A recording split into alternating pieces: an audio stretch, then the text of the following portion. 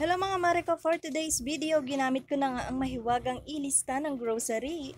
Dahil nga wala na akong pambili ng paninda mga Mariko, kaya naisipan ko na lang munang umutang.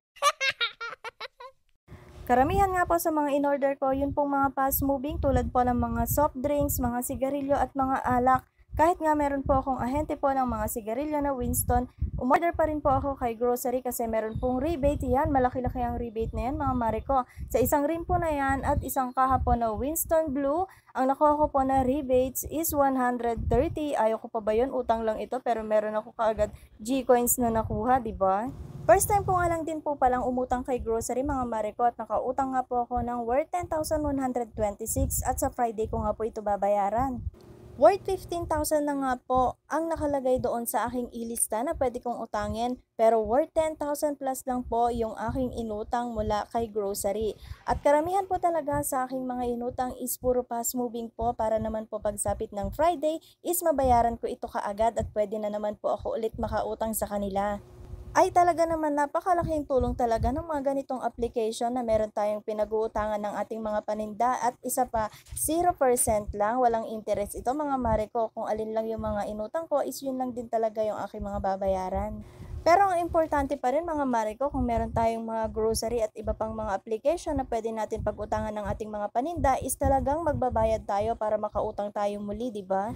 Pero sa totoo lang mga Mariko, kaya lang po talaga ako umutang sa kanila kasi hindi po ako makapag-withdraw ng pambayad kasi si Mr. po talaga busy na naman sa bukid. Ayan, hindi na naman po talaga kami makakapamalengke kasi dire-diretso na naman po sila talaga magpapatubig sa mga pananim na palay. Paano? Wala na naman pong ulan mga Mariko kaya napilitan po ako talaga na umutang na lang muna kay grocery. Mga isang linggo pa po siguro sila na magpapatubig sa mga pananim namin na mga palay. Paano ba naman kasi wala pa rin po talagang ulan hanggang ngayon. Dati sobra-sobra ang ulan pero ngayon wala na pong ulan. Kaya ayan, natutuyo na naman po ang mga pananim na palay. At ngayon mga mare ko talagang sobrang mahal po ng bigas. Diyos ko po, kung pwede na talagang anihin yung mga palay namin, ako na lang magbebenta talaga ng bigas. Pero kapapatanim lang po namin ng mga palay mga mare ko kaya hindi pa po pwedeng anihin yun at yung iba nga pong mga palay na tinanim, ayan, kinain na po ng mga kuhol. Diyos ko po, luging-lugi talaga. Hindi pa nakakaani ang mga magsasaka pero luging-lugi na po talaga. At pag umani nga po yung mga magsasaka, Diyos ko po, parang gusto na lang talaga nilang hingin yung mga palay na mga ani nila tapos napakamahal ang presyo ng bigas o di ba 50 pesos yung pinakamababang presyo ng bigas ngayon. O ayan, balik na nga tayo dito sa aking ginagawa mga mare ko at pinasok ko na nga po lahat ng in-order ko at inayos ko na rin po itong mga pansit canton dito at tatanga-tanga pa talaga ang inyong tindera na hulugan ng mga diaper na nandun sa taas. At buti na nga lang hindi mabigat yung mga diaper na yan. Diyos ko po kung bote po ng Red Horse yan, baka nabasag na ang ulo ng inyong tindera.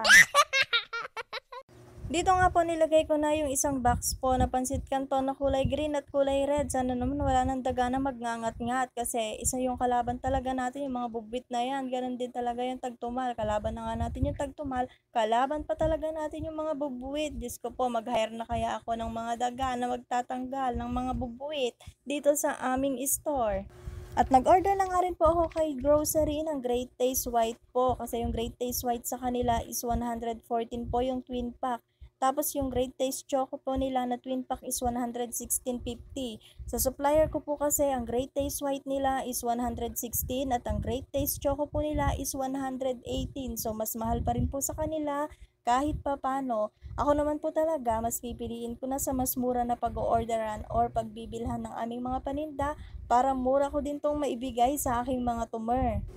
It's a prank pala mga mare ko, may bebenta pala, hindi maibibigay. So alam ko naman po yung katulad ko mga kasari dyan, mas mura talaga din yung mga hinahanap nila ng mga paninda para naman kung meron naghanap ng mga customer natin ng mga paninda na mas mura, meron talaga tayong mga ipang tatapat sa kanila at meron tayo talagang mailalapag sa kanila kung mas mura yung mga paninda na hinahanap nila, 'di ba? Pero it's a prank nga ulit yan mga mare ko dahil alam nyo naman linggo-linggo talaga tumataas yung mga bilihin kahit nga mga gulay mataas na rin po ang presyo ngayon. At buti na nga lang po mga mare ko yung mga alak natin wala pang price increase na magaganap at kayang-kaya pa talaga bumili ng ating mga tumer ng tagi-isang case na Red Horse. At dito nga mga mare ko umaga pa lang meron rin ng Red Horse kaya pinalagyan ko na lang ito ng deposito at 3 pesos nga bawat isang deposito ang nilagay ko sa bawat isang bote kaya pag binalik niya yung bote meron siyang 6 pesos. At akala nga ng bumibili, bawat isang bote 6 pesos yung nilagay ko na deposito, masyado ng mahal yon. 3 pesos lang, sabi ko sa kanya, yung bawat isang bote ang dideposituhan niya. Kaya pag binalik niya, yung bote na dalawa is lang yung ibabalik ko sa kanya na pera. At hanggang dito na nga lang po ang video na to. Sa mga hindi pa nga po nakapollow sa aking Facebook, follow naman po at pasubscribe na rin sa aking YouTube channel. Salamat!